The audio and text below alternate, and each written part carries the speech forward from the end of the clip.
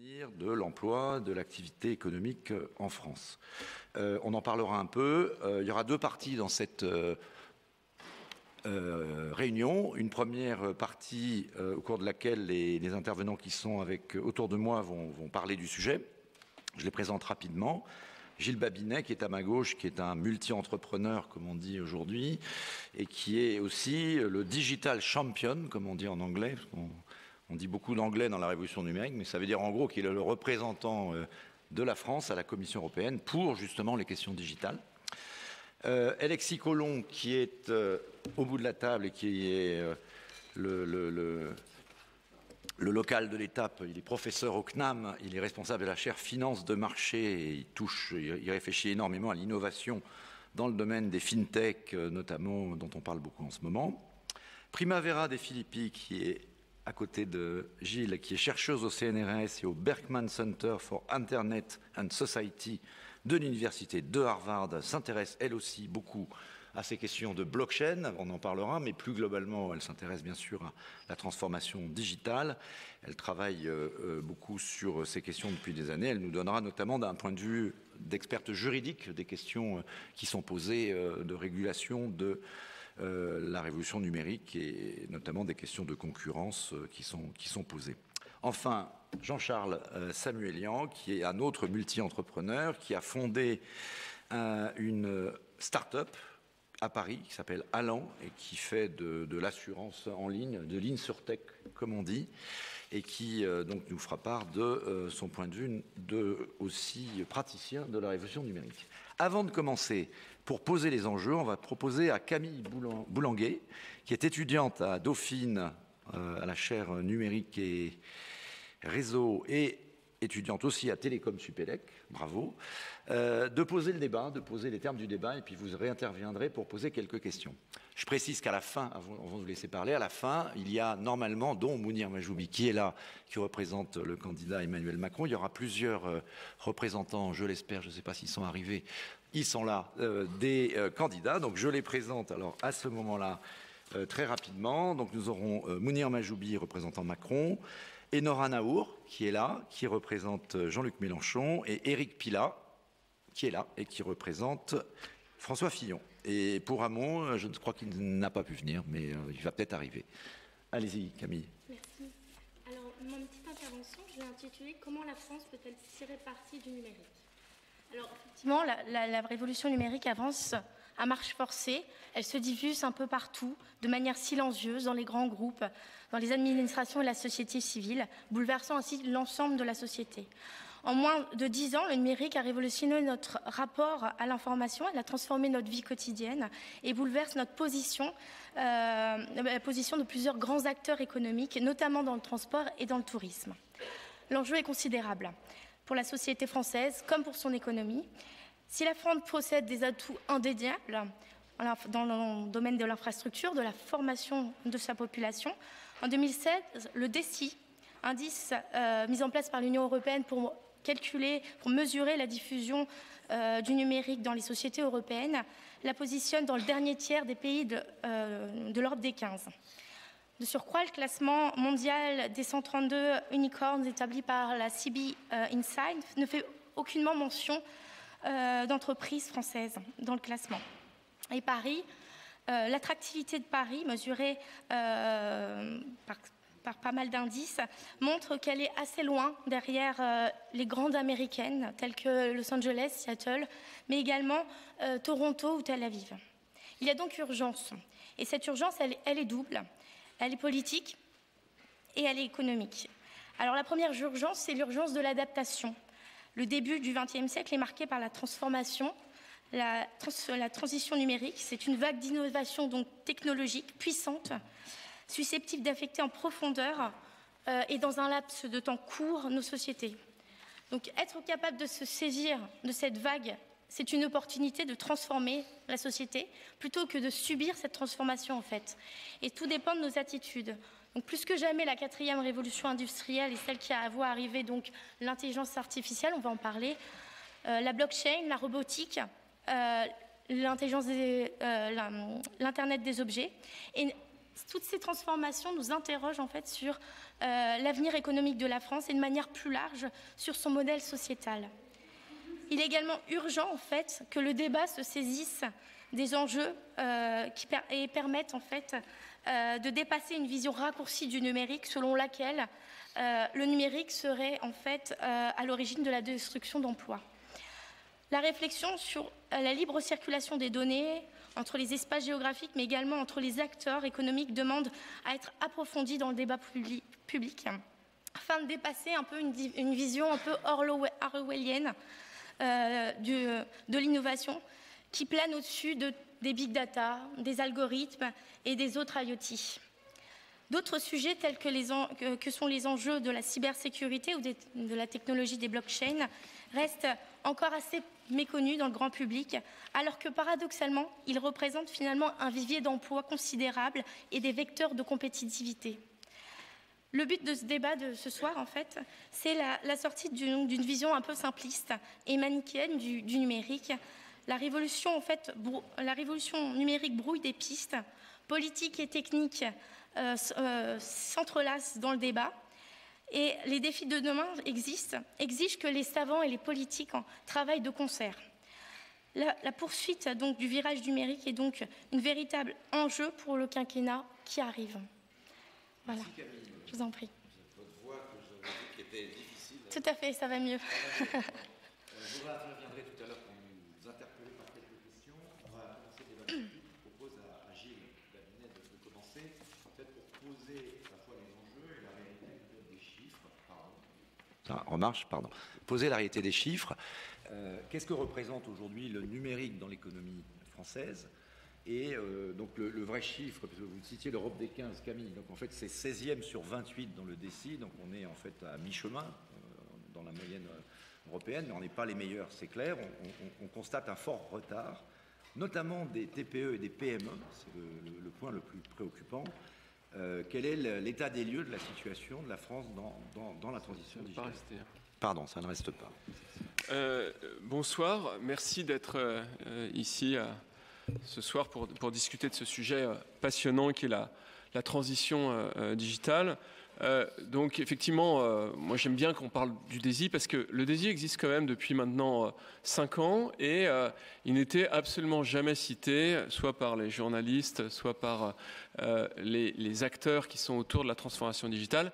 Et je crois que sans doute parce que c'est un indicateur qui est très sérieusement construit. Moi j'ai assisté finalement à la modification de la méthodologie du DESI. Il est aujourd'hui considéré comme référent dans de très nombreux pays européens. Il commence à l'être, me semble-t-il, en France. Donc le DESI, évidemment, est assez cruel à l'égard de la France, puisque on est 16e sur 28, bientôt 27, ce qui nous permettra d'ailleurs de gagner une place, puisque les Britanniques trustent les premières positions. Et il mesure 5 choses qui sont le capital humain, la transformation des institutions publiques, l'utilisation par les entreprises, l'utilisation par les usagers et l'accès. Et je dirais que la France est en général un élève moyen sur tous ces points, avec une note qui est un peu supérieure à la moyenne sur 2 plans qui sont le capital humain et la transformation des institutions publiques. Autre chose qu'il faut mentionner à l'égard du DESI, c'est que la tendance est plutôt préjudiciable à la France. C'est-à-dire que la France est en descente dans le DESI. Depuis son initiation, on a perdu 4 places et on est aujourd'hui à la 16e place, mais plutôt sur une tendance de prendre la 17e place. Donc tout ça n'est évidemment est pas très satisfaisant. Et je crois que la chose qui me semble importante de dire, c'est que on a tous le sentiment qu'il se passe des choses. On a entendu parler de la French Tech. On voit que la BPI est très active en matière d'investissement. Mais quand moi je suis amené à être confronté à des décideurs politiques ou à de la haute administration, j'ai toujours cette phrase, je leur dis, on est en train de se mettre à marcher là où les autres se mettent à courir. Et c'est vraiment ce qu'il faut comprendre, c'est que les périodes de révolution, les périodes d'accélération de l'histoire, ce n'est pas des périodes comme les autres. C'est-à-dire qu'il faut avoir des politiques qui ne relèvent pas de la technocratie, comme comme trop souvent c'est le cas en France, mais il faut avoir une vision politique, une projection dans l'avenir, il faut faire des paris et il faut avoir un petit peu d'audace. C'est loin d'être le cas aujourd'hui. Cette révolution, et je finirai là-dessus sur cette introduction, sa matière première, et vraiment je crois que c'est important de le dire, c'est le capital humain. Il y a plein d'autres caractéristiques, l'accès au capital, la transformation des institutions publiques, les infrastructures, etc., qui sont importantes. Mais le premier facteur, et le facteur qui fera que les nations se différencieront les unes des autres à moyen terme, c'est avant tout le capital humain. C'est une dynamique qui a très bien été comprise par les grands champions.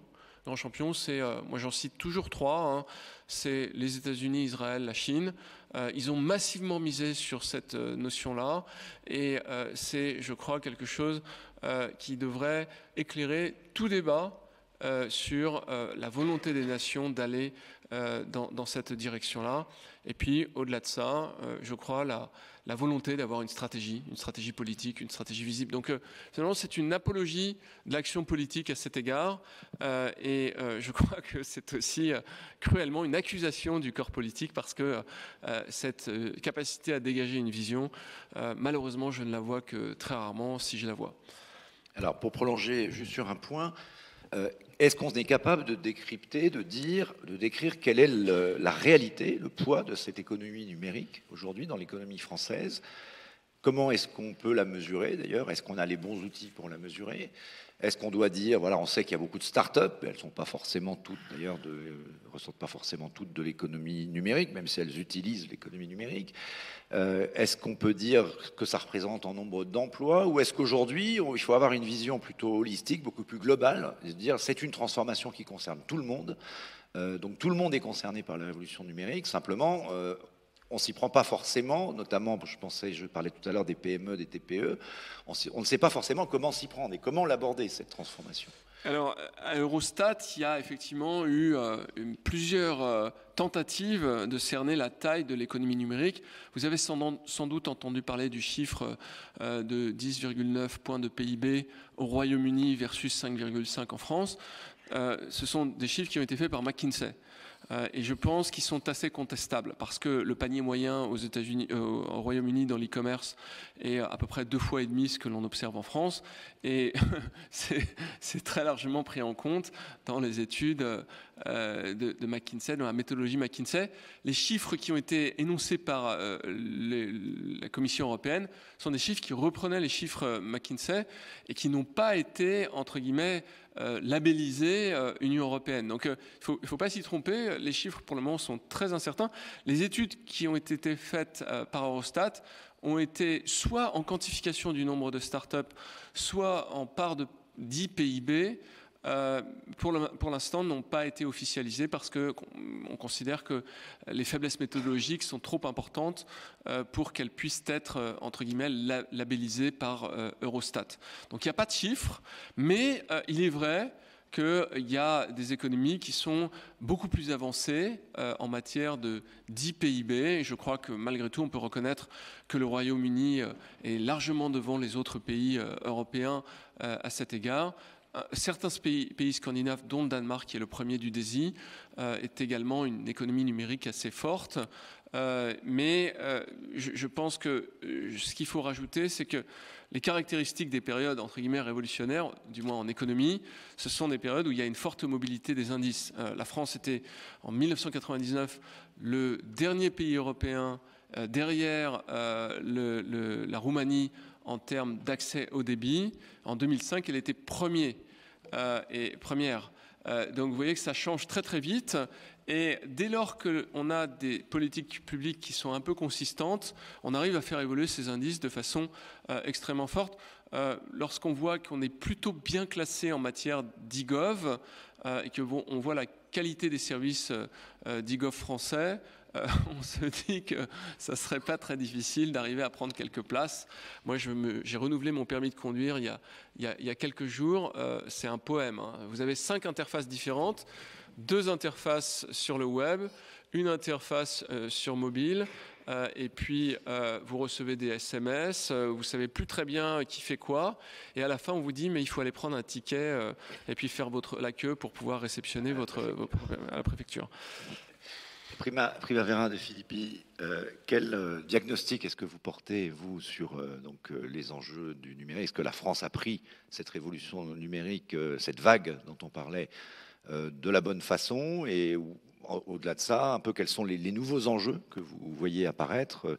On parle beaucoup de l'économie des données, du big data, Gilles pourrait en parler, on y reviendra, de l'intelligence artificielle. On a l'impression qu'il y a deux vagues du numérique. Il y a eu la première qui a été celle d'Internet, et là on voit arriver de nouvelles technologies qui sont peut-être d'ailleurs l'occasion pour la France de rattraper un retard qui semble avéré. Bonsoir.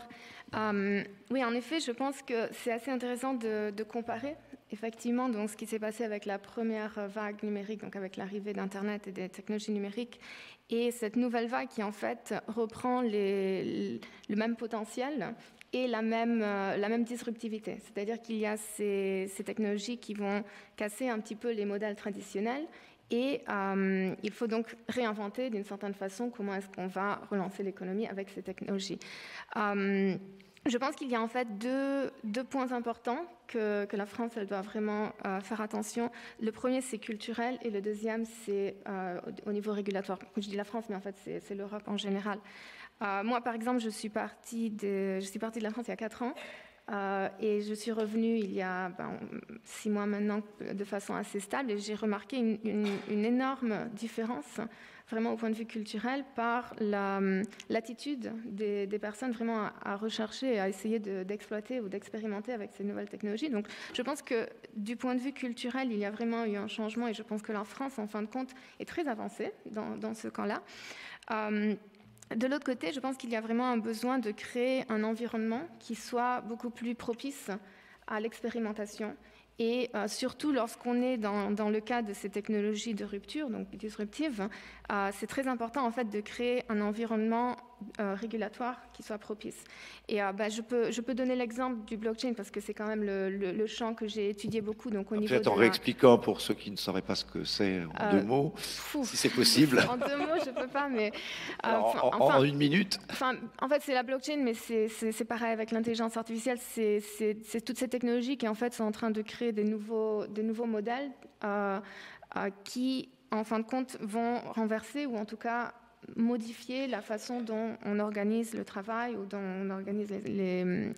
Peut-être pour vous aider, le blockchain, c'est la technologie du Bitcoin. Oui, c'est-à-dire c'est un dispositif informatique qui, par chaîne successive de blocs, permet de assurer finalement une désintermédiation, si je puis dire. On n'a pas plus besoin d'intermédiaires pour avoir des relations entre des acteurs, et ça permet de faire une monnaie comme le Bitcoin. Ça peut permettre par exemple pour les notaires de changer complètement la façon dont on fait on échange des titres de propriété, etc., etc. Ça pourrait permettre de ubériser Uber, puisqu'on n'aurait plus besoin d'une plateforme pour choisir un taxi, on passerait directement par une technologie qui permettrait de trouver sur la chaîne de blocs le taxi qui serait disponible à tout moment.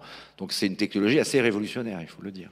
Oui, c'est un peu, on va dire que si l'Internet, la révolution de l'Internet, c'était justement la désintermédiation au niveau des communications, donc la possibilité pour des personnes de communiquer de façon directe sans devoir passer par des intermédiaires. Avec la blockchain, en fait, on a cette désintermédiation qui peut s'appliquer à tous les niveaux, donc c'est vraiment au niveau de l'échange de valeurs, au niveau de la coordination des individus. Donc ça rappelle de nouveau toutes les mêmes promesses, en fait, qui étaient à l'origine de la première révolution numérique avec Internet. Et en fait, ça rencontre aussi les mêmes enjeux, c'est-à-dire qu'au début, à l'époque d'Internet, il y avait donc des startups, il y avait des nouveaux projets qui étaient lancés, mais c'était difficile en fait de comprendre comment est-ce qu'ils seraient régulés, puisqu'en fin de compte, ils existaient dans une zone grise de la régulation, parce que le droit n'avait pas été conçu pour appréhender ces nouvelles technologies. Et en fin de compte, lorsqu'on regarde donc la blockchain, l'intelligence artificielle ou toutes ces nouvelles technologies qui en fait ne sont pas incorporées directement dans un cadre juridique ou réglementaire, il y a la question donc de comment créer un environnement qui va promouvoir l'expérimentation avec ces nouvelles technologies, donc faciliter l'innovation tout en bien sûr l'encadrant et donc s'assurer que on ne va pas utiliser cette technologie pour créer des problèmes. Et donc, en fait, je pense que c'est très intéressant de regarder. Donc, dans le cas de la blockchain, il y a en fait deux approches qui sont émergées. Il y a l'approche des États-Unis qui, tout d'un coup, a décidé de réguler immédiatement, donc surtout le cas de Bitcoin. Et ce qui s'est passé, c'est qu'en fin de compte, cette régulation qui est en fait très invasive, c'est très difficile, très coûteuse à remplir toutes les formalités nécessaires. Elle a en fait poussé toutes les startups qui tout simplement ne pouvaient pas remplir toutes ces formalités, à s'en aller de l'État de New York, qui est en fait le premier qui a créé ce type de régulation, mais aussi de s'en aller des États-Unis. Et effectivement, la plupart de ces petites startups, elles se déplacent soit en Asie, surtout en Singapour, ou bien en Suisse, parce que la Suisse, justement, elle a créé un environnement juridique très, très propice et très favorable pour attirer, justement, les startups qui expérimentent avec la blockchain. Et de l'autre côté, il y a l'approche plus laisser-faire ou d'attente, donc de monitorage, en fait, qui est plutôt l'approche européenne, qui en fait s'est rendu compte que c'est une technologie émergente et que donc c'est difficile de réguler aujourd'hui alors qu'on n'a pas encore réussi à explorer toutes les applications de ces technologies. Le problème, c'est que dans ce cas, il y a effectivement le problème que les régulations, d'une certaine façon, elles fournissent des protections aux startups, c'est-à-dire que si une startup elle va remplir toutes les formalités, elle sait qu'elle est dans un cadre réglementaire protégé. Et le fait de ne pas créer de régulation autour de ces nouvelles technologies, ça crée de l'incertitude juridique, ce qui fait qu'il faut oser. Donc les startups qui prennent le risque, tout en sachant que d'un jour à l'autre, il pourrait y avoir une régulation qui va tomber et qui va en fait les empêcher de faire ce qu'elles font, ou peut-être qu'elle tout simplement le fait que puisque c'est une technologie qui n'est pas spécifiquement régulée, mais qui en fin de compte peut retomber dans plusieurs cadres réglementaires, ça veut dire que ces startups, elles sont tout d'un coup soumises à plein de régulations en même temps. Et donc en fin de compte, je pense que dans l'aspect culturel, donc vraiment l'envie et le désir d'expérimenter, je pense que la France, elle est là, et je dois dire que au niveau même européen, la France est bien avancée. Et je trouve qu'aujourd'hui, il y a vraiment une opportunité pour justement créer ce cadre juridique favorable, puisque les États-Unis n'ont pas du tout pris cette approche. On peut regarder l'exemple donc de ces États comme la Suisse ou le Singapour qui vraiment ont décidé de créer vraiment des sandbox ou des bacs à sable juridiques pour favoriser une expérimentation dans un cadre protégé. Et je pense qu'aujourd'hui, la France, elle pourrait effectivement se positionner comme un leader en créant donc cette innovation juridique qui va permettre en fin de compte l'innovation au niveau des entreprises et avec ces nouvelles technologies. Merci. Alexis Collomb, peut-être pour compléter ce qui vient d'être dit, on s'aperçoit qu'un des secteurs qui fonctionne pas mal en ce moment dans la révolution numérique, c'est ce qu'on appelle la révolution des fintech. C'est vrai que dans le monde du numérique, on utilise beaucoup l'anglais. On dit fintech, foodtech, il faut insurtech. Oui. C'est pas forcément, ça peut faire un peu trop mode finalement. Mais derrière ça, en fait, c'est une révolution du monde bancaire, du monde de l'argent, qui est en train d'arriver. Et en gros, les banques, pour simplifier, les banques ont beaucoup de marge, il y a du gras à prendre, et il y a des startups qui cherchent à finalement capter une partie de cette rente en développant un certain nombre d'activités. Et la question de la réglementation que vient d'évoquer Primavera de Filippi est évidemment importante pour favoriser ou non le développement de ce type de nouvelle concurrence, on va dire, qui va venir concurrencer les activités traditionnelles. Qu'est-ce qu'on peut dire sur le développement de ces nouveaux champs d'activités? Oui, absolument, Philippe. Je pense que alors nous, on regarde au CNAM, en fait, on a fondé quelque chose. Je fais un peu de publicité aussi, mais qui s'appelle Sidechain Lab, qui a une vision très prospective en fait sur le numérique. On travaille d'ailleurs avec certains des intervenants ici. En partenariat, on est absolument ravis de le faire. Il se passe beaucoup de choses. Philippe parlait du FinTech. Nous, on a FinTech. Dans le département dont je suis responsable, on a aussi InsurTech parce qu'on a une école d'assurance. Il y a l'EdTech aussi qui est qui est un domaine en pleine expansion. Je pense que certains d'entre vous le savent. Ça pose d'ailleurs des questions vraiment fondamentales sur même, je vais parler très franchement ici, la survie de certains modes de fonctionnement, de certains établissements d'enseignement supérieur.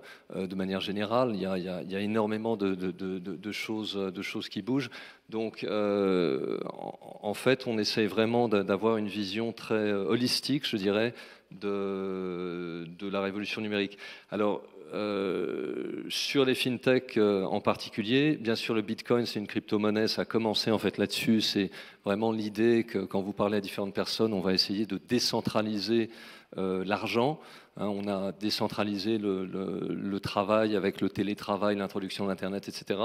Maintenant, on voudrait décentraliser l'argent, prendre aux États, aux institutions, réguler le droit régalien d'imprimer de la monnaie, etc. Donc il y a énormément d'initiatives là-dessus. Donc ça serait, je pense que Primavera dit déjà beaucoup de choses aussi, par exemple sur le régime juridique. Je pense que ce qui m'a frappé aussi dans ce que disait Gilles sur le capital humain, il y a aussi, on s'aperçoit que même si par exemple ce sont des modes de gouvernance qu'on veut décentraliser, etc., ça reste souvent, les hommes sont clés.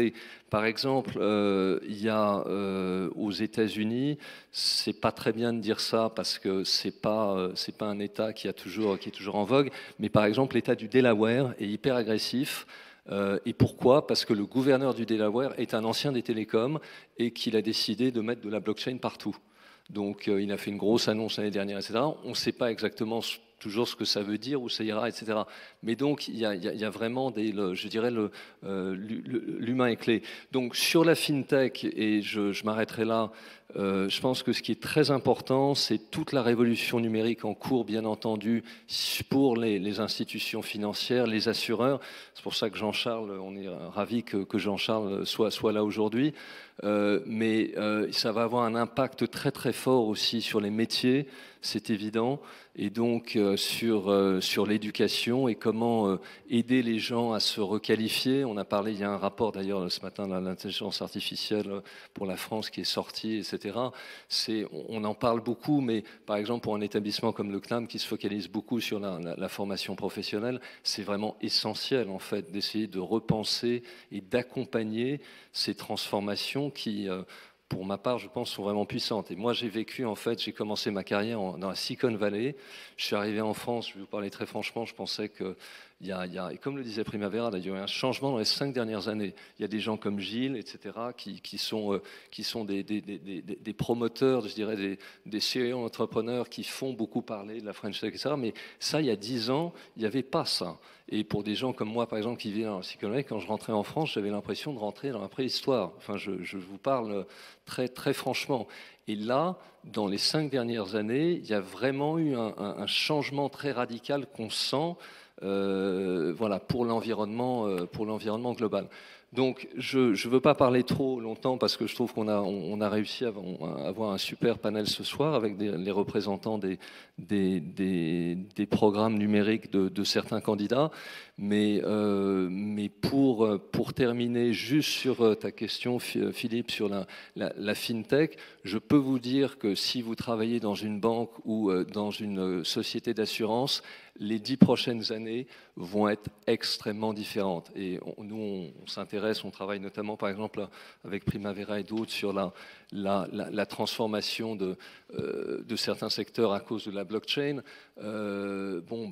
Si vous focalisez juste sur le secteur bancaire, la désintermédiation en cours, la modification blockchain ou pas d'ailleurs, mais à cause de la transformation numérique en général, des back-office, des middle-office, etc., parlons franchement, il y aura des morts, mais il y aura aussi des résurrections, bien entendu. Et il y aura probablement, et alors moi je suis en fait, il n'y a plus que le numérique qui m'intéresse, je le dis maintenant ouvertement, et je suis très curieux et très comme économiste, là par exemple, et je pense que ça intéresse aussi d'autres intervenants ici, de réfléchir à l'impact en termes de productivité, de gain de productivité. Ce que racontait Gilles, enfin moi je peux vous raconter des histoires sur des processus administratifs, ou même encore aujourd'hui, il y a beaucoup de travail qui a été fait, mais on se tire encore les cheveux et j'en tombe à la renverse. Voilà.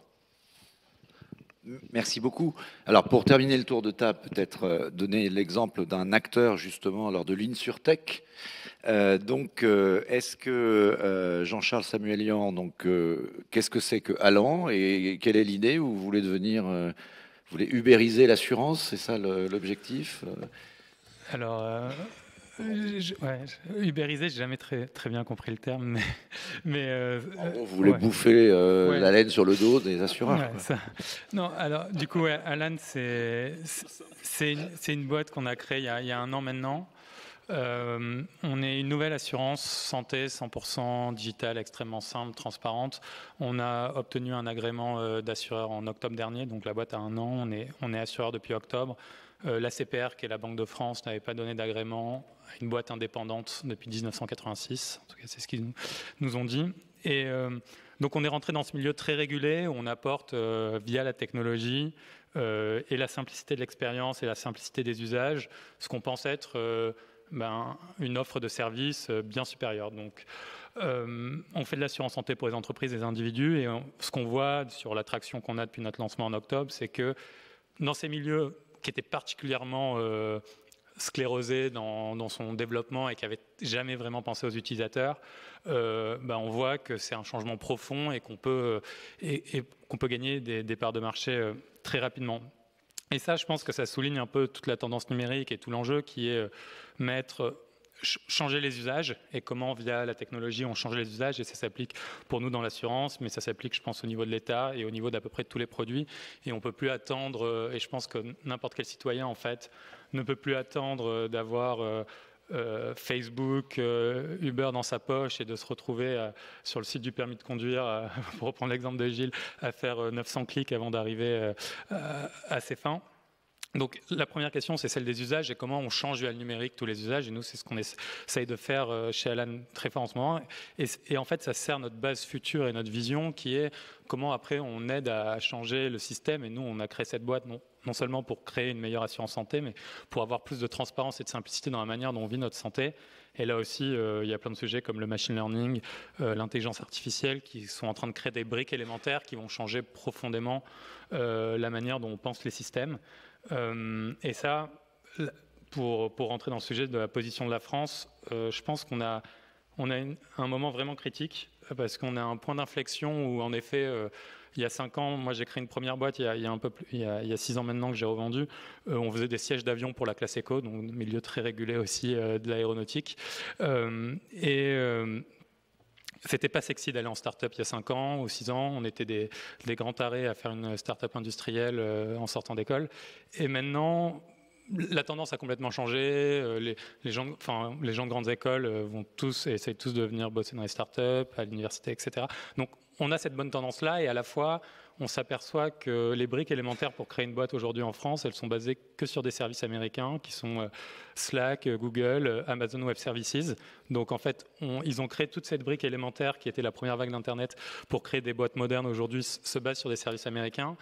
La Chine a reconstruit ces briques élémentaires et nous, on est un peu là entre les deux avec un marché intérieur de la France qui est relativement petit par rapport au marché intérieur chinois ou au marché intérieur américain, mais qui est trop grand, au contraire de la Suisse et d'Israël, pour qu'on s'attaque tout de suite à des sujets internationaux.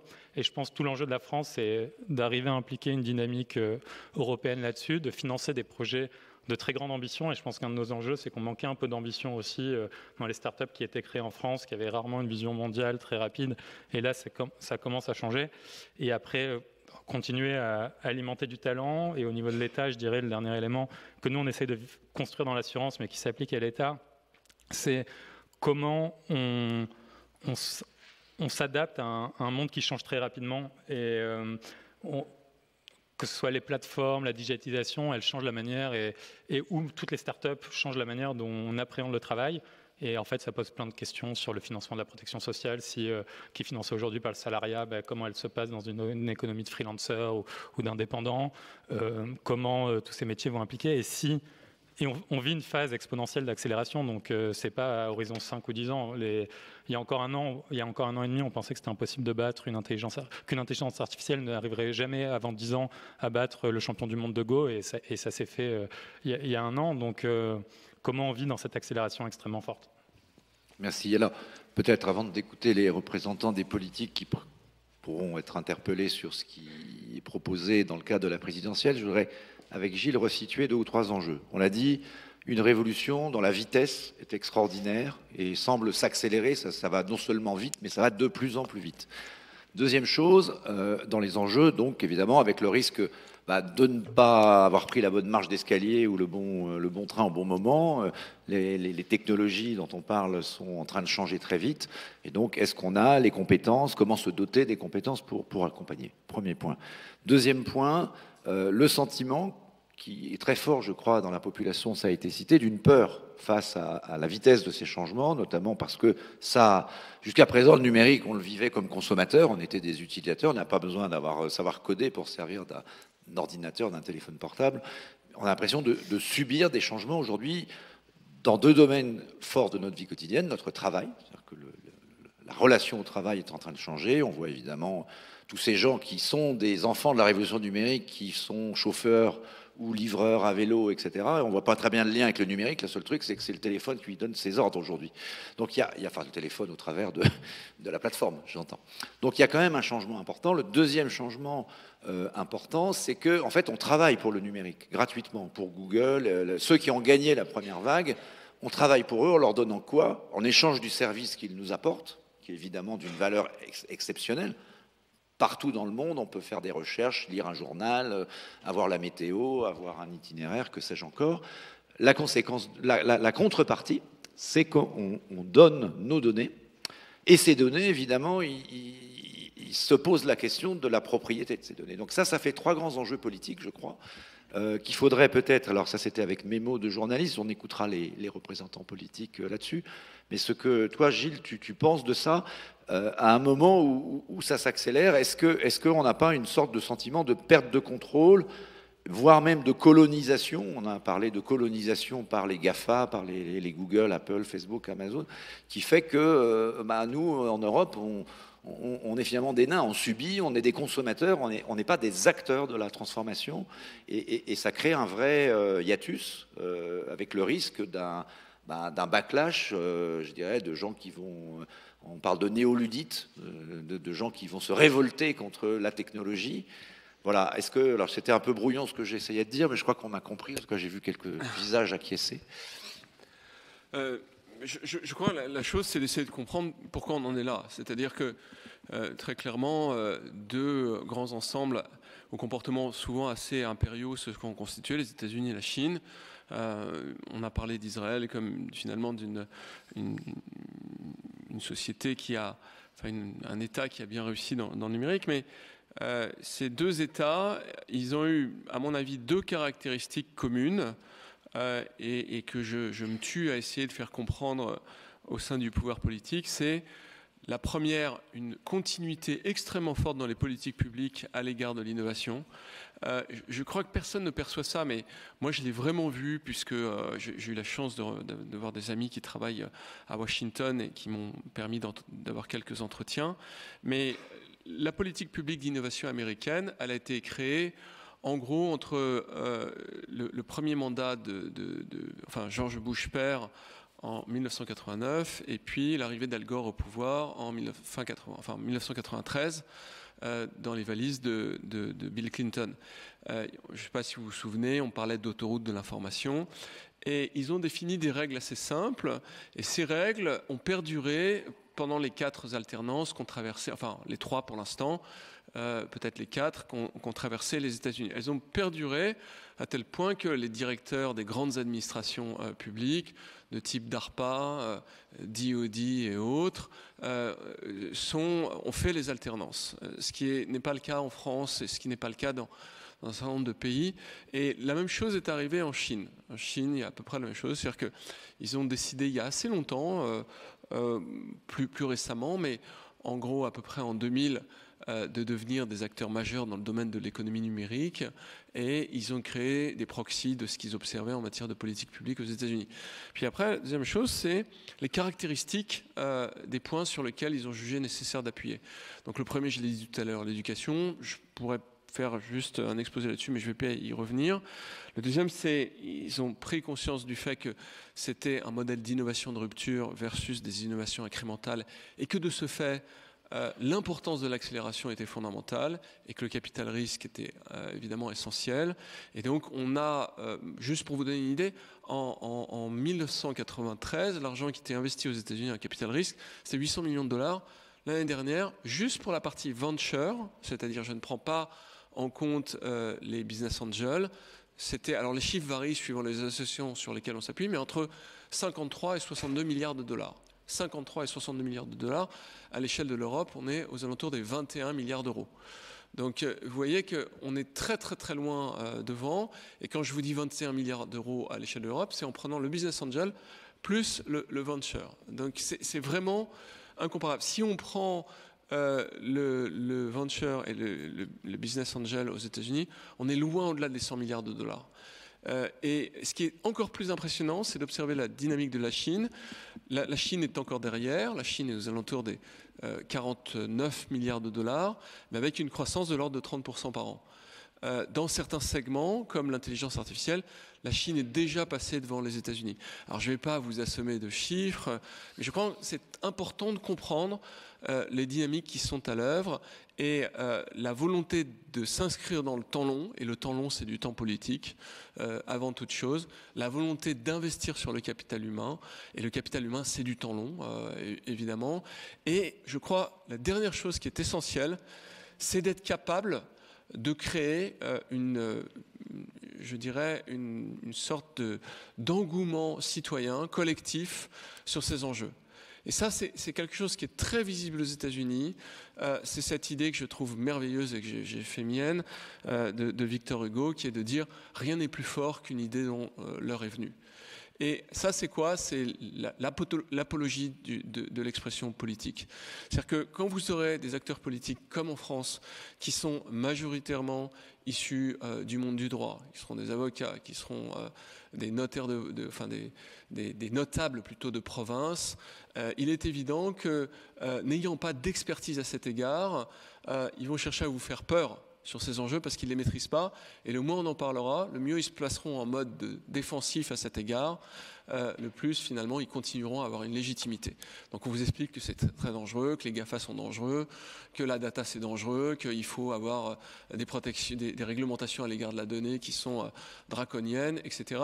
Et puis, in fine, on rate une marche, 2, 3, et c'est ce qui s'est passé. Je suis désolé, je suis un garçon positif en général, mais je ne vois aucune raison après 20 ans de ratage de marche, de donner le moindre crédit au corps politique qui nous a mis dans le mur, à un point qui me semble être quand même assez préoccupant. Alors certes, il commence à y avoir une forme d'engouement citoyen, et je crois qu'on peut tous collectivement s'en féliciter. Il y a eu quelques actions en matière de politique publique qui vont dans le sens du numérique, mais si vous voulez, assister à ce qu'on a vu dans le sorte de la vidéo testamentaire politique de Barack Obama, qui est une forme d'éloge de la technologie et une forme de vision assez humaniste en matière de technologie. Toutes les grandes questions qui se posent à l'égard de l'intelligence artificielle. Je rappelle que Barack Obama, 2 heures par semaine, il avait le droit aux meilleurs universitaires des États-Unis qui venaient lui expliquer ce qu'était la technologie.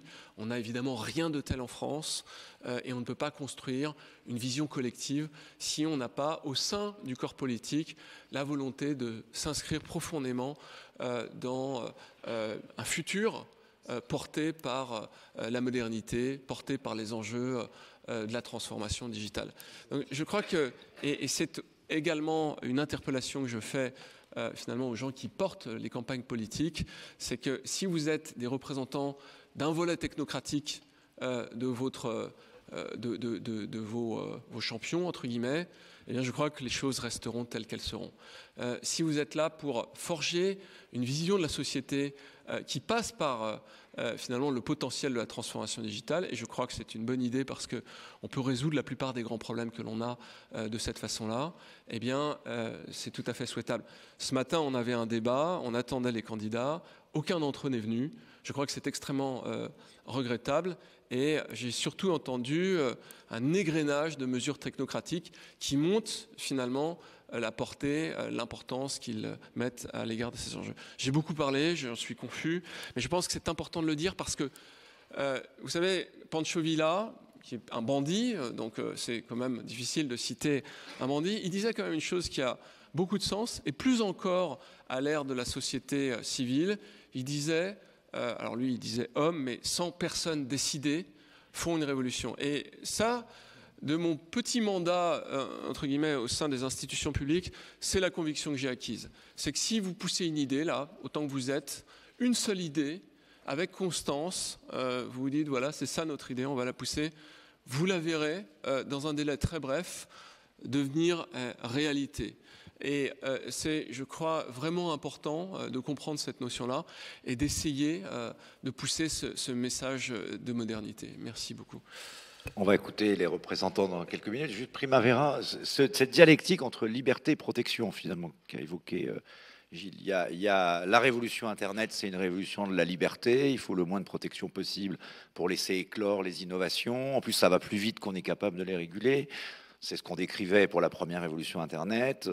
C'est le cas aussi pour les nouvelles qui sont en train d'arriver. Et puis à un moment donné, on s'aperçoit de l'ampleur des changements. Et puis il y a le corps politique qui, sans forcément comprendre, dit attention, là, il faut peut-être réguler, empêcher ou résoudre des questions qui n'étaient pas apparues au départ. Comment est-ce qu'on peut trouver l'équilibre entre les deux? Est-ce que c'est possible de trouver l'équilibre dans la régulation des données et de la technologie? Je pense que pour répondre à cette question, je vais un petit peu répondre aussi à la question d'avant que tu as posée à Gilles, parce qu'en fin de compte, j'entends énormément toujours ces questions en fait sur quel est l'impact, quelles sont les conséquences du numérique sur la démocratie, sur le futur du travail, etc. Et en fin de compte, c'est toujours de regarder le numérique comme un acteur qui, en fin de compte, nous, on est les sujets qui vont subir cette révolution numérique. Alors que je pense que c'est peut-être plus intéressant de poser la question du sens inverse, c'est-à-dire quel type de numérique est-ce qu'on veut construire afin de créer une société ou afin de créer une démocratie telle qu'on la veut. Et c'est là que je pense que ça revient dans la question donc pour la protection versus la liberté. En fin de compte, la protection, c'est parce qu'on veut respecter la vie privée, on veut respecter la liberté d'expression, l'autonomie des individus. Donc la protection est visée vers la liberté. Ma suggestion, c'est vraiment de regarder au numérique non plus comme un acteur, mais comme un sujet, comme quelque chose qu'on peut manier et qu'on peut créer en fait des infrastructures qui vont répondre aux mêmes objectifs régulatoires, mais en utilisant les nouveaux potentiels de la technologie. Et notamment donc pour ce qui est des données personnelles, par exemple, il y a évidemment donc le Privacy Shield, etc. On peut créer des régulations qui tout simplement ne permettent plus le transfert des données. Privacy Shield, peut-être pour expliquer. Le Privacy Shield, c'est donc les données personnelles collectées en Europe ne peuvent pas être transférées outre-Atlantique à moins qu'un pays respecte les mêmes et une protection adéquate des données personnelles qui soit compatible avec les standards européens. Et l'idée, en fait, c'est comment est-ce que les nouvelles technologies permettraient donc de bénéficier tout de même donc, du big data, du traitement des données, etc., sans perdre la souveraineté de ces données. Et il y a effectivement des technologies qui permettent, qui offrent des nouvelles opportunités, comme notamment... Enfin, je ne vais pas aller dans les détails techniques, mais il y a la possibilité, par exemple, d'utiliser des réseaux décentralisés qui vont stocker les données, mais qui vont permettre de faire des requêtes pour obtenir uniquement le résultat du traitement. Et donc, les individus peuvent en fait mettre à disposition toutes leurs données sans jamais révéler la donnée brute, Et ça permet notamment aussi en fait, des nouveaux modèles de monétisation. Ça permet la capacité donc, aux individus de décider que, par exemple, un institut de recherche il a le droit d'accéder aux données et de les traiter de façon gratuite. Par contre, une institution qui en fait, veut se faire de l'argent sur le traitement de ces données va devoir payer une redevance à l'utilisateur. Il y a aussi, par exemple, donc, notamment... C'est encore mieux que le revenu universel de Benoît Hamon. On va être payé par Google pour nos données, c'est ça? Exactement. C'est peut-être ça la solution au problème. Voilà, j'étais à Davos en janvier, c'est exactement ce qu'il racontait. C'est les robots sont en train de voler notre travail, mais on peut tout simplement leur vendre nos données. Donc, en fin de compte, on obtient de l'argent des robots et puis ensuite, on va payer les robots pour obtenir leurs services. Mais en gros, enfin, le point important, je pense que c'est tout simplement les nouvelles technologies, en fait, elles offrent des opportunités qui, d'un côté, il y a la régulation traditionnelle, de l'autre côté, c'est comment est-ce que ces objectifs régulatoires peuvent être incorporés dans des systèmes techniques, donc notamment avec la blockchain, ce qui permettrait plus de transparence dans les institutions, ce qui permettrait en fait de codifier exactement les règles de procédure qui doivent être suivies par différents groupes ou par différentes entreprises. Et enfin, notamment pour les données, la possibilité en fait de certifier des informations, donc de certifier par exemple qu'un utilisateur il a plus de 18 ans.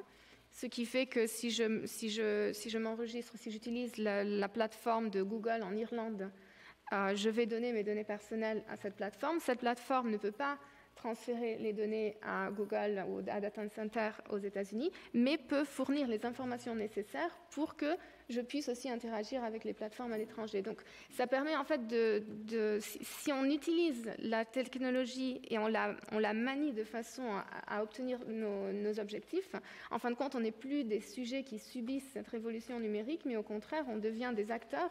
On peut reprendre le pouvoir. Quoi, absolument. Finalement. Alors, ce que je propose, c'est, parce qu'on voudrait aussi vous laisser poser des questions, c'est qu'on va écouter, si ça vous va, à ce stade. Et donc, je propose de venir à la tribune, ou soit là où on vous passe le micro devant. On va peut-être commencer par Enora Naour, si vous voulez bien. Donc, ce n'est pas l'hologramme d'Enora, même si elle représente Jean-Luc Mélenchon. Je vous donne le micro. Vous allez là. Allez-y. J'espère que ça marche. Pour nous présenter un petit peu, peut-être à la fois votre réaction à ce débat un peu parti un peu dans tous les sens, mais dont on voit bien qu'il y a une nature politique. Est-ce que ça marche? Oui. Voilà, allez-y, vous avez 5 minutes et puis on peut échanger après. Merci beaucoup. Mais déjà pour commencer, merci beaucoup pour l'invitation et de nous donner l'opportunité de présenter le programme numérique. Donc j'interviens pour la France Insoumise et son candidat Jean-Luc Mélenchon. Je vais peut-être commencer en vous présentant un peu le contexte de l'élaboration du programme qui, je pense, est pertinente lorsqu'on parle de numérique, étant donné que le programme L'Avenir en commun, qui est ici, disponible en librairie pour 3 € depuis le mois d'octobre dernier, a été élaboré grâce à la plateforme JLM 2017 et les contributions citoyennes de plus de 3000 personnes, enfin 3000 contributions citoyennes qui ont permis d'élaborer ce programme. Pour ce qui concerne le numérique, premier livret, un deuxième est en cours de finalisation. Un livret est donc disponible en ligne sur les droits et libertés numériques. Un second, qui va toucher plus spécifiquement l'économie numérique, va bientôt être publié. En ce qui concerne le fond, on va déjà commencer par dire que pour nous, le numérique est une grande opportunité. On n'est pas dans une logique de néoludiste, comme vous avez dit. Le numérique ouvre des perspectives formidables. Il ouvre ses perspectives depuis le début, depuis la création d'Internet, qui s'est créée dans une logique d'horizontalité, de mise en relation des individus, de partage de la connaissance. Et c'est cette vision du numérique qu'on veut garder et qu'on veut promouvoir avec l'avenir en commun. Mais pour nous, le problème du numérique à l'heure actuelle, c'est qu'il est confisqué par une poignée d'acteurs qui ont tendance à dévoyer la mission originelle et la vision qu'on peut porter du numérique. Pour présenter le programme de l'avenir en commun concernant le numérique, je voudrais insister sur 4 axes. C'est ceux que j'avais préparés, mais je voudrais rebondir sur quelque chose que vous avez dit ensuite concernant les données. Alors, le premier axe, c'est une question de souveraineté et de protection des données. Donc, souveraineté de l'État et souveraineté des individus sur leurs données personnelles. Pour nous, c'est quelque chose qui n'est pas suffisamment mis en avant dans le débat public, mais qui est un enjeu essentiel. La protection de la souveraineté de l'État, notamment, ce que nous proposons, c'est la généralisation des logiciels libres dans l'administration. Pour nous, il n'est pas normal que Microsoft ait signé des contrats avec la défense, avec l'éducation nationale. Donc l'utilisation de logiciels comme Microsoft dans la défense où l'armée française n'a pas accès au code et au code qui régit le logiciel qu'il utilise. Notre aspect de la souveraineté, c'est un large plan de sensibilisation et d'appui aux PME et aux TPE, PME et à l'ensemble des entreprises françaises en ce qui concerne la cybersécurité et la protection des données, des nombreuses données qu'elles collectent sur les Français dans le cadre de leur activité. Enfin, un effort particulier pour la protection des données individuelles, notamment en cherchant à aller plus loin que le règlement général sur la protection des données qui a été approuvé au niveau européen. Un deuxième axe, c'est la défense d'une économie numérique vraiment collaborative. On a tendance à dire que des plateformes comme Uber, etc., sont l'avenir, permettent de garantir du travail pour tout le monde. Pour nous, c'est dévoyer ce qui est la nature de l'économie collaborative, de l'économie numérique collaborative, et une paupérisation des travailleurs, c'est une forme de salariat déguisé en fait. Uber, les plateformes comme ça, Deliveroo, quand on parle des jeunes qui sont à vélo, comme vous avez dit, le patron, ils veulent être indépendants, ne pas avoir de patron, mais le patron, c'est le téléphone qui est dans leur poche.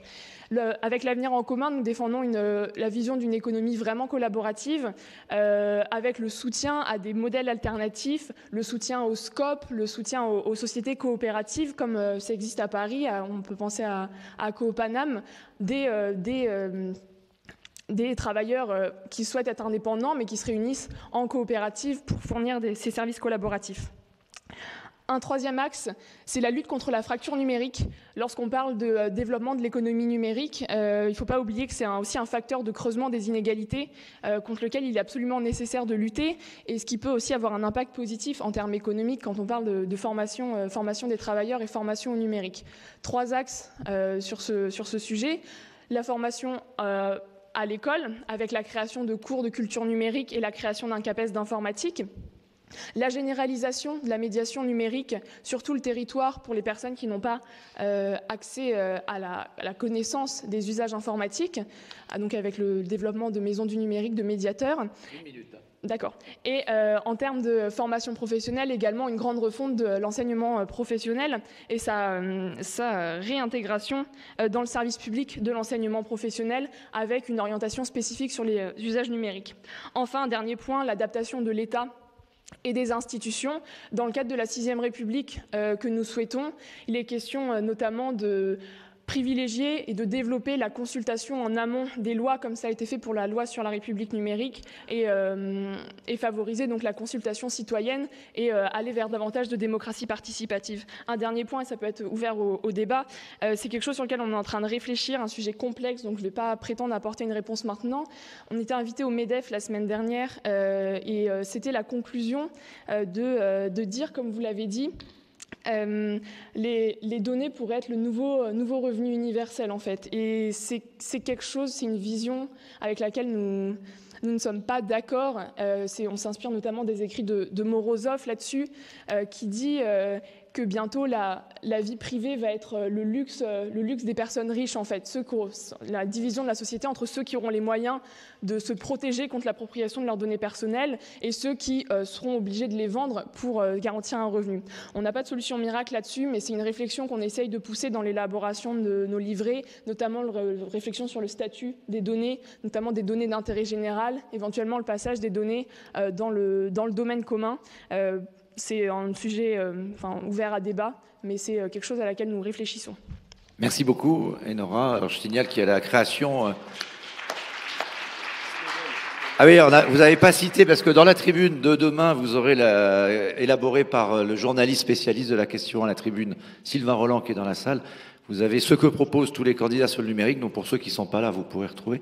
On a relevé que vous vouliez aussi donner la nationalité française à Snowden pour défendre les lanceurs d'alerte. Donc je ne sais pas si c'est consensuel. Il pourra peut-être... Alors, peut-être Mounir Majoubi pour... Emmanuel Macron, pareil, 5 minutes, on va essayer de respecter les temps de parole. et nous dire un peu qu'est-ce qu'il y a de différent chez Emmanuel Macron pour aider au développement du numérique. Alors, il y a aider au développement du numérique, et puis il y a aussi une campagne pour aider au développement de la France, et puis pour dessiner un avenir. Beaucoup de monde l'ont rappelé. Ce qui est intéressant dans une campagne présidentielle, c'est que c'est le moment de se poser un peu, de regarder le temps qui va très vite, qui s'accélère, des transformations qui s'imposent à nous, transformation environnementale, transformation numérique, et puis transformation démocratique, et pas qu'en France. On a un modèle, la démocratie, qui est plus une évidence. On a un risque qui se généralise. Et puis on a une économie qui se réinvente en permanence.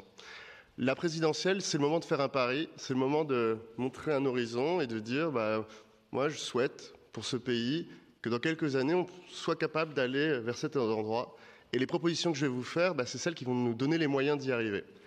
Dans notre programme, le Grand Équilibre, et ce programme, il est numérique, il y a du numérique dedans, et puis il est lui-même numérique, puisque le candidat Emmanuel Macron, vous l'avez connu en tant que ministre, vous le connaissez en tant que candidat, vous le découvrez chaque jour.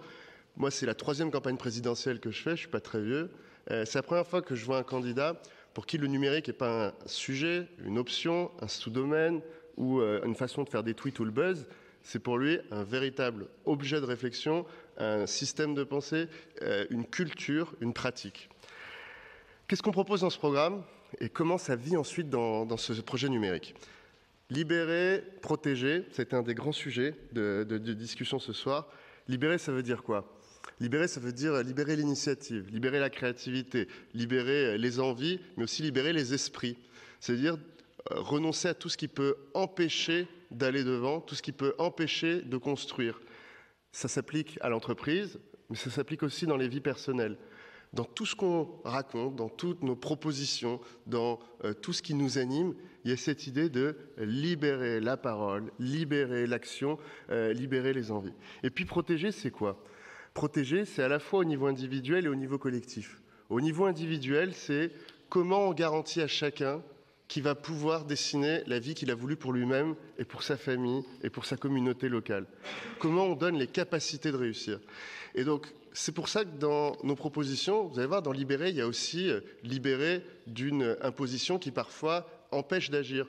Mais pas trop loin, parce que si on baisse les impôts trop loin, qu'est-ce qui se passe? Si vous regardez les autres candidats, on n'est plus capable de financer cette protection. Parce que cette protection, elle a un coût. Quand quelqu'un dit il faut libérer et il faut protéger en même temps, et qui vous dit qu'il est capable de supprimer l'intégralité de l'imposition des entreprises et des particuliers, il vous ment. Parce que comment on paye la transformation de la formation professionnelle qu'on propose? Comment on paye la création d'un système de chômage qui sera ouvert aux entrepreneurs qui ratent, qui sera ouverte aux démissionnaires tous les 5 ans? Ça coûte de l'argent. Une santé exigeante, une santé de qualité comme celle de la France, ça coûte de l'argent. Donc tout l'équilibre de notre projet, ça a été comment on diminue la dépense publique, comment on diminue les prélèvements aux entreprises, comment on diminue les prélèvements sur les particuliers, mais comment tout ça permet encore de financer ces systèmes qui protègent chacun et qui nous protègent collectivement. Alors sur le numérique, comment ça se traduit ? Sur le numérique, on l'a traduit en 4 grands axes. Et vous allez voir, on se réunit parfois et assez fort avec Enora. Vous savez, moi, pendant 1 an, j'étais président du Conseil national du numérique, un peu comme Gilles. Je suis passé 2 ans après toi, 3 ans après toi. Et j'ai été très engagé. Et souvent, j'ai partagé les combats. Enora, tu en as cité plusieurs. Ce matin, d'autres ont été cités par nos amis de chez Benoît Hamon. Le numérique, c'est aussi un lieu d'engagement. C'est aussi un lieu de lutte pour certains, et c'est un lieu de solidarité. Le premier pilier sur ces 4 piliers, c'est l'inclusion. L'inclusion par l'accessibilité des réseaux, l'inclusion par l'accessibilité des pratiques. Accessibilité des réseaux, le très haut débit, on l'a promis partout en France. On a une mission très haut débit, on a une relation conflictuelle avec les opérateurs et on n'a pas innové dans la façon ni de les animer, ni de les sanctionner, ni d'assurer localement le déploiement. Deuxième élément de réseau, la donnée mobile. La donnée mobile, elle était anecdotique jusqu'à il y a quelques années. Aujourd'hui, maintenant que le mobile est devenu l'outil d'accès aux données pour la majorité des Français dans leur quotidien, eh bien, le fait de ne pas capter dès qu'on passe la première porte, le fait de ne pas capter dès qu'on s'éloigne du centre-ville, eh bien, ça, c'est un problème de politique publique, c'est un problème pour tous les Français qui le subissent. Donc, cette idée de généralisation du réseau, elle est essentielle dans cette inclusion. Le deuxième, c'est sur les pratiques. Et Nora, tu as utilisé le mot de médiation numérique. La médiation, c'est le grand oublié des 5 dernières années. On a laissé mourir tous les réseaux d'accompagnement.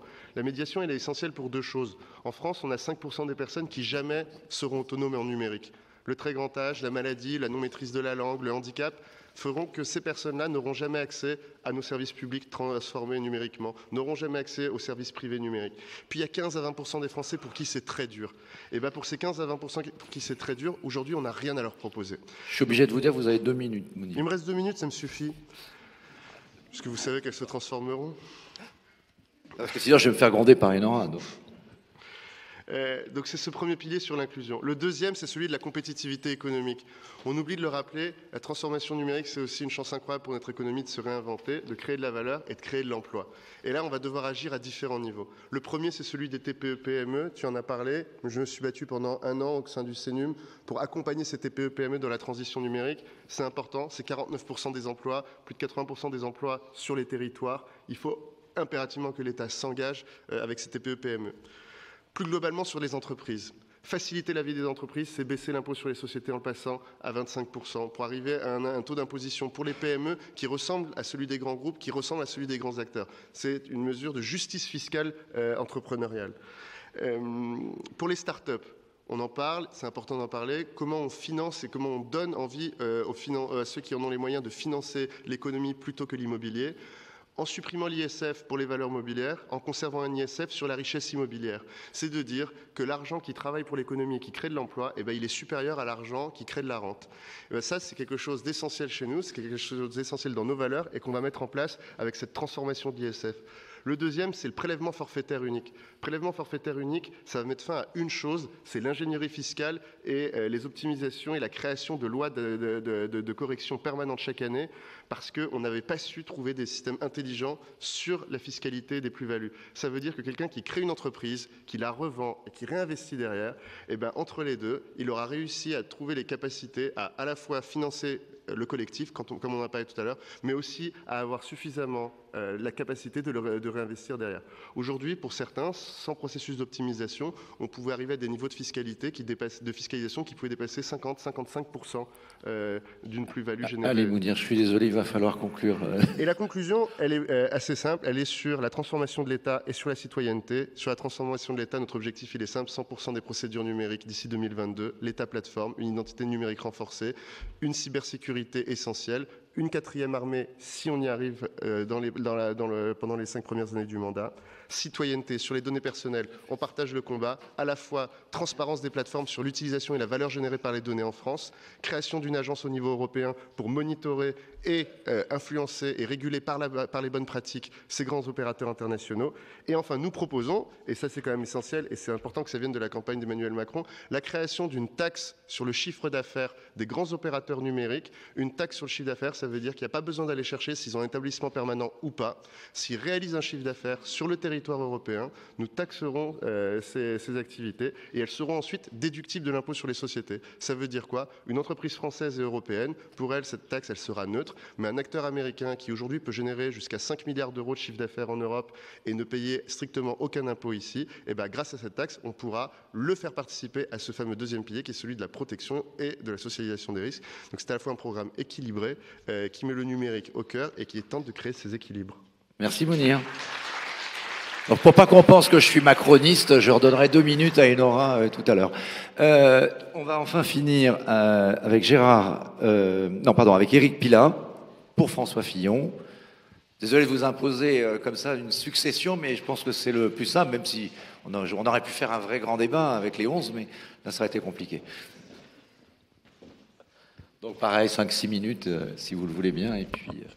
Bon, alors je voudrais commencer par le processus de construction du programme de François Fillon, parce que Gilles Babinet tout à l'heure a dit qu'effectivement les programmes étaient souvent des programmes un peu technocratiques, construits par des fonctionnaires.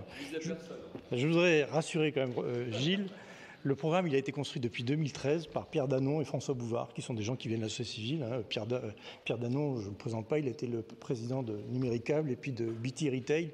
Il connaît très bien les sujets numériques et il a été l'artisan, l'orchestre de tous les groupes de travail qui ont été composés par la société civile et qui ont construit ce programme avec, il y a plusieurs centaines de personnes, des milliers de personnes qui ont travaillé sur ce programme et qui ont ensuite été validés par les technos, comme on dit, et puis les politiques pour effectivement voir si c'était compatible avec les lois. Mais c'est bien dans ce sens-là que le programme a été construit. Donc si vous prenez le temps de regarder ce qu'il y a dans le programme, vous verrez qu'il est très riche. Il est d'une telle richesse que parfois ça ressemble à un catalogue de mesures. mais il y a une logique dans ce programme. Donc, pour revenir au sujet du numérique, l'idée générale de François Fillon a une vraie ambition pour la France. Il veut en faire la première puissance économique dans 10 ans. Donc pour faire ça, effectivement, le numérique contribue à cette transformation du pays qui va lui permettre de prendre un leadership européen. Et il a des grandes ambitions. Il a annoncé son programme à Las Vegas au cours du mois de janvier dernier, où il expliquait qu'effectivement, la France doit devenir, sinon une Startup Nation, une Smart Nation, parce que ça ne concerne pas que les startups. Et pour ça, pour ceux qui ont fait de la compétition de sport de haut niveau, il faut absolument que tous les éléments qui soient autour du sportif, et le sportif lui-même s'entraîne et soit dans une condition physique d'athlète pour pouvoir gagner une compétition. Donc déjà, il faut que si on veut que la nation France gagne, il faut que toutes les composantes de la France soient à un niveau de performance. Voilà. Donc, d'abord, effectivement, on va passer par les infrastructures. La France, selon le classement IDAT, est 26e sur 28 pays en THD. Donc, il faut effectivement que tous les Français, quel que soit leur lieu de résidence sur le pays, puissent avoir accès au très haut débit, que ce soit fixe ou mobile. Donc on veut qu'on ait un accès au très haut débit d'ici la fin du quinquennat, en fixe ou en mobile, c'est-à-dire qu'on va utiliser beaucoup plus les technologies mobiles pour que effectivement les gens aient accès au très haut débit beaucoup plus rapidement que c'était prévu initialement, et qu'on transfère rapidement, on se mette rapidement sur la 5G qui va être lancée à l'échelle européenne en 2020. Et il faut absolument que la France soit au rendez-vous de ce lancement, parce que c'est une technologie qui est structurante pour des pans entiers de l'industrie. Ça va permettre d'accompagner les voitures autonomes, ça va permettre de faire de l'industrie 4.0, et j'en passe. Donc c'est des rendez-vous qu'on ne doit pas rater. Donc là, il y a une dimension aussi stratégique à mener derrière ce besoin d'avoir cet accès au très haut débit. Et pour rester sur le sujet de l'inclusion, comme l'ont dit nos amis des écuries concurrentes, on va aussi mettre un maillage territorial pour accompagner les gens qui sont en difficulté par rapport à ces moyens numériques. Et donc l'idée, c'est de mettre en place, comme au Danemark ça a été fait, donc il y a différentes composantes de l'infrastructure qu'on a au niveau national qui vont permettre de suivre ça. Il faut aussi que l'État français, l'État soit aussi un accompagnateur des entreprises qui vont apporter cette transformation numérique, parce que ça va être, si on regarde les modèles américains, c'est essentiellement apporté par des entreprises. On parle des GAFA, c'est essentiellement des entreprises qui apportent cette transformation. Il faut que l'État soit aussi un partenaire de cette transformation. Donc on va engager donc une numérisation totale de toutes les procédures administratives d'ici la fin du quinquennat.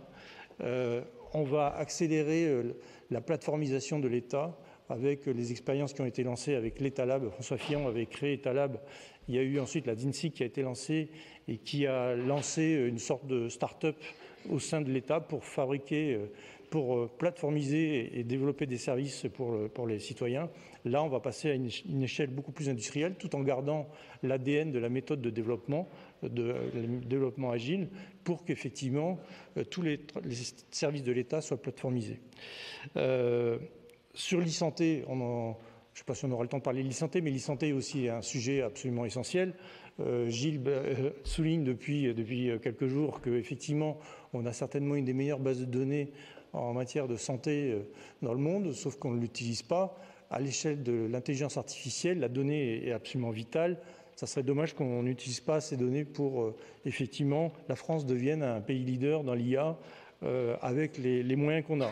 C'est un défi qui sera lancé pas simplement à l'échelle de la France, mais à l'échelle de l'Europe, et j'en parlerai un peu plus tard. Une petite minute. Alors, ensuite, et 10 secondes. D'accord. Je vais passer rapidement sur la formation. On est tous d'accord pour dire qu'il faut effectivement mettre un plan de formation des plus jeunes âges jusqu'aux universités. Donc il y a un plan qui a été expliqué, je vous renvoie vers le site internet qui vous expliquera ça un peu plus en détail, mais l'idée c'est de commencer à faire de l'enseignement sur l'algorithmie, la programmation par des méthodes pédagogiques adaptées et d'aller jusqu'à des formations supérieures autour des nouveaux métiers. On en a parlé, de l'intelligence artificielle, de la blockchain et qu'est-ce que je voulais dire? Et on parle effectivement tous de créer des CAPES du numérique pour qu'effectivement on ait des enseignants capables d'enseigner dans ces domaines-là. Il y a un sujet essentiel que je voudrais évoquer avant de terminer, c'est la souveraineté numérique française et européenne. On voit qu'effectivement, Snowden a montré qu'on était à la merci du pillage de données sans qu'on s'en aperçoive à travers les portes dérobées.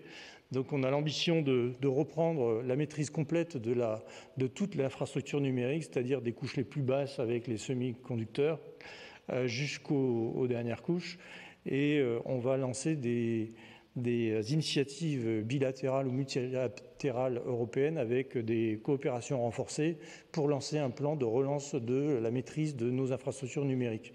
Il faut voir qu'en Chine, il y a un plan de 161 milliards de dollars pour lancer une industrie de semi-conducteurs. En Europe, on n'aura peut-être pas ces moyens-là, mais on a quand même, on part d'un acquis, on a vraiment des moyens, donc on pourra partir dans cette direction-là. La souveraineté numérique était un sujet absolument essentiel parce que le numérique rentre dans une industrie comme l'industrie automobile. Si on veut garder la maîtrise de notre industrie automobile, il est essentiel de garder une souveraineté numérique autour de ces sujets-là. Je n'ai pas parlé de la Privacy Shield, de la donnée, on en a largement parlé avant. Voilà, je crois qu'on a déjà abordé à peu près tous les sujets. Non, sûrement il y en a d'autres, mais si, alors effectivement, il y a quand même un point qui est essentiel, qui nous différencie beaucoup de nos petits amis, c'est que c'est le plan économique que François Fillon veut mettre en place pour qu'effectivement, puisque le champion qui est l'entreprise, elle doit pouvoir courir vite, donc elle ne doit pas courir avec un sac bourré de cailloux sur le dos, c'est baisser les charges sociales et impôts sur les outils productifs de 25 milliards, c'est la baisse de l'IS sur le quinquennat de 5 milliards, pour ramener un IS à 25%, c'est supprimer l'ISF. Et alors, je n'ai pas parlé du financement, je pourrais parler du financement, parce que là, il y a aussi, on a tout on va pas avoir le temps, mais tout le programme de François Fillon, on a déjà eu une première vague lundi. Ça fait 40 milliards d'économies. C'était pas l'objet. Ça va permettre effectivement aux entreprises de retrouver une capacité d'autofinancement, d'être beaucoup plus agiles et de maîtriser leur avenir, quoi. Ok, voilà. Merci beaucoup. Merci d'être venu. Alors, vous n'aurez pas Benoît Hamon et ni les autres, mais en achetant la tribune, par exemple, demain, vous aurez toutes les informations décryptées, les programmes au banc d'essai. Peut-être maintenant, on va passer à la révolution démocratique, donc on va vous donner la parole. Et Nora, vous avez le droit, vous avez un ticket de 2 minutes, si vous le voulez, si une question vous intéresse. Juste avant, et si vous avez des questions, donc levez là-bas, peut-être Gilles, juste sur un point, pour conclure. Je ne voudrais pas qu'on sorte de là en ayant l'impression que tout est négatif. C'est vrai que sur la première vague numérique, c'est un peu un match des All Blacks contre l'équipe de France. On a pris 50-0. Est-ce qu'on peut, objectivement, alors, soit les mesures telles qu'elles ont été décrites, sont-elles à la hauteur? Et est-ce que, de façon générale, comme il y a une nouvelle vague numérique qui arrive et que on n'est quand même pas non plus si mauvais, on a des talents, on a des ingénieurs en France, on a des entreprises qui s'y mettent, est-ce qu'on peut penser qu'effectivement, dans les 5 ans qui viennent, on peut devenir un digital champion à l'échelle européenne et à quelles conditions? Non, enfin, les mesures qu'on a entendues sont des mesures de bon sens et je crois que je n'ai pas entendu quelque chose qui me choque. Quels que soient les candidats, les programmes ne sont pas les mêmes, évidemment, mais malgré tout, il y a quand même une forme de maturité dans l'expression de ces programmes qui est intéressante. Donc voilà, le point, je crois, qui est important, c'est pas d'avoir un programme digital qui est une sorte de cerise qu'on vient poser sur le gâteau pour faire joli, mais c'est réellement d'impacter les politiques publiques et d'aller traiter des sujets qui sont des sujets où il faut beaucoup de courage. Quand vous voulez changer le modèle d'éducation nationale en France, c'est évident que ce n'est pas quelque chose qui soit simple à faire. Il faut avoir, je pense, une vision qui soit assez articulée à cet égard. Quand vous décidez de faire des réformes dans le domaine de la santé, c'est quand même très très compliqué. Et les réformes qui sont à faire dans la santé, dans le contexte de la numérisation, sont des réformes qui ont une nature politique extrêmement forte. Donc ça c'est ce pourquoi je crois qu'il faut qu'il y ait réellement une forme d'engagement permanent des candidats à cet égard pour réussir. En ce qui concerne les éléments qui sont positifs, il y a quelque chose que moi je dis toujours quand je fais une conférence et qui est quand même un excellent ferment, un bon terreau sur lequel on peut construire, c'est que la France est un pays ex aequo à peu près avec le Royaume-Uni, dans lequel il y a le plus de ce qu'on appelle des STEM, les sciences et techniques, de l'ingénieur et des mathématiques. Et on est très fort dans ce domaine. On a une excellence de l'école mathématique, je crois, qui n'est plus à souligner. Vous savez que hier encore, on a remporté, je dis on, le prochain primé Abel est un Français, en particulier sur les ondelettes. Les ondelettes, c'est un élément qui est consubstantiel. C'est le prix Nobel de mathématiques. Donc les ondelettes, c'est très important dans tout ce qui est compression, une partie du cryptage. C'est important. On ne voit pas ça, mais c'est fantastique d'avoir ça. C'est comme si on avait un peu... on était au 19e siècle et puis on découvre un puits de pétrole et on commence la deuxième révolution industrielle qui est à base d'énergie. Voilà. Ben nous, notre puits de pétrole, c'est les mathématiques. Et donc, si on arrivait à articuler des politiques publiques cohérente et je crois transpartisane, parce que la nature structurelle des réformes qui sont à faire font qu'il va falloir aller chercher une majorité au-delà des 51% traditionnels, mais vraiment de façon très transpartisane. Il va falloir du courage politique pour le faire. Eh bien, on pourrait faire quelque chose de remarquable dans ce pays. Vous savez, moi, quand je voyage en Europe, ce qui me revient le plus souvent, et vraiment c'est le plus souvent, c'est... vous avez un pays extraordinaire, vous avez un potentiel extraordinaire. Qu'est-ce que vous attendez pour le mettre en œuvre? Ça, c'est ce qui me revient le plus communément. Alex.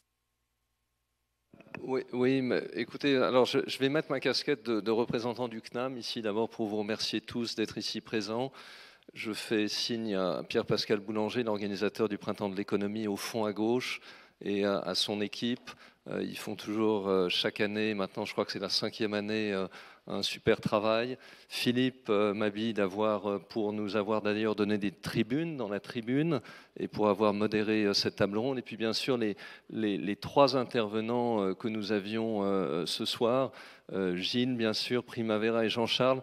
Je peux vous dire que moi je suis en fait, mon seul regret c'est que vous n'ayez pas été 250 là, parce que chaque année on a des intervenants qui sont vraiment de mieux en mieux, au sens qui connaissent vraiment extrêmement bien le problème. Alors moi je voudrais juste terminer sur ces mots et d'abord rebondir sur ce que vient de dire Gilles, parce qu'en fait je pense que là il y a une clé absolument fondamentale qui est le service. On parle de crowdsourcing, etc. On pourrait peut-être parler de crowdservicing, mais l'idée, si vous voulez, que je pense que c'est un thème aussi qui est cher à Primavera, le rôle, si vous voulez, des citoyens et la gouvernance décentralisée, et cette idée qu'aujourd'hui, on peut vraiment recueillir et expérimenter avec tous les citoyens que nous sommes. Et ça, pour moi, c'est vraiment central. Et le service, pour moi, je le vois tous les jours dans notre établissement, dans le fonctionnement administratif, etc. Il y a tellement de choses qui sont évidentes à faire et qu'on ne fait pas malheureusement. Alors, je pense que les 3 programmes que nous avons entendus, je crois déjà, pour moi, il y a un truc qui est fondamental par rapport aux élections présidentielles précédentes, c'est le rôle de la société civile et les consultations nombreuses qui semblent avoir été faites. Et ça, déjà, pour moi, c'est vraiment essentiel. Le point de conclusion qui me paraît vraiment important, et c'est votre point, madame, moi, j'ai vécu en Californie, j'ai vécu à New York, j'ai vécu en Angleterre depuis 15 ans, j'ai vraiment vu l'évolution de la révolution numérique, et je suis revenu en France il y a 5 ans. Et je trouve un pays qui est avec un potentiel énorme, énormément de dynamisme. En fait, les choses ont vraiment changé, et ça a déjà été dit dans les 5 dernières années. Mais pour moi, un point qui me tient vraiment à cœur, c'est le numérique est au service de l'humain. Et je crois que personne ne l'oublie. Enfin, vous voyez, et quand dans l'intégration et la transformation numérique et tout ce que nos entrepreneurs absolument géniaux font, enfin, on pourrait parler pendant de 25 initiatives réellement transformatrices pour notre vie quotidienne, eh bien, tous ces entrepreneurs font ça, bien entendu, peut-être pour les incitations, devenir la prochaine licorne, etc. Mais c'est aussi pour transformer nos vies. Et ça, je pense que tout cet accompagnement, ça a été dit, est essentiel. Le problème, c'est que vous avez des silos. Le problème, c'est que vous avez différentes communautés, différentes catégories d'âge, etc. Et qu'il y a tout un travail d'accompagnement à faire, je dirais, pour permettre voilà, à tous les citoyens que nous sommes, si vous voulez, de s'approprier ces outils. Donc pour moi, mon mot de la fin, en tout cas, et tout ce que je voudrais, enfin ce qui me tient à cœur, c'est la révolution numérique doit rester au service de l'humain. Et je pense que ça sera le cas. Le dernier sujet, peut-être sur l'aspect régulatoire, qui est revenu assez souvent dans les questions. Je suis absolument convaincu, mais absolument convaincu que la souveraineté numérique franco-française ne marchera pas. Et on n'a pas tellement parlé d'Europe. Je peux vous le dire, j'étais adolescent aux États-Unis quand différents services se sont lancés. Pourquoi est-ce qu'on s'est retrouvé avec Google, etc. Parce qu'aux États-Unis, vous avez 50 États, la même langue, un marché intégré, et quand une start-up américaine décolle au fin des années 90 pour l'Internet, ils ont un marché énorme devant eux. En Europe, si on n'est pas capable de réaliser ça, c'est ma conviction intime, elle n'est peut-être pas forcément partagée par tous, mais on aura du mal à peser face aux Chinois qui ont été évoqués, aux Indiens, à toutes les grandes puissances. Donc l'union fait la force, c'est une évidence, et je terminerai là-dessus. Encore merci en tout cas à tous nos intervenants d'avoir été là ce soir, et à vous.